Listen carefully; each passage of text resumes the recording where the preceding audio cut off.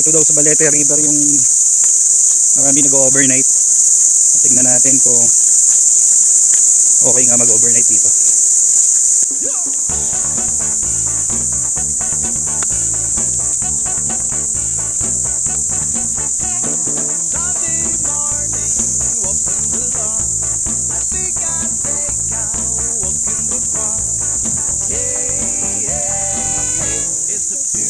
Subong natin kung nag-overnight yun, mukhang pauwi na.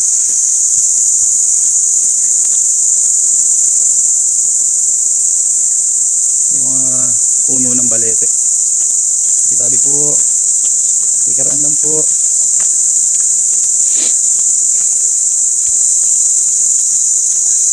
So, maraming tao, naririnig akong sounds.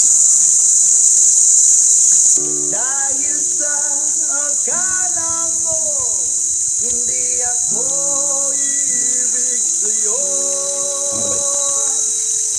ikaw pala ang aaking sa puso ko. Ito na hindi ko na sana pinagmasdan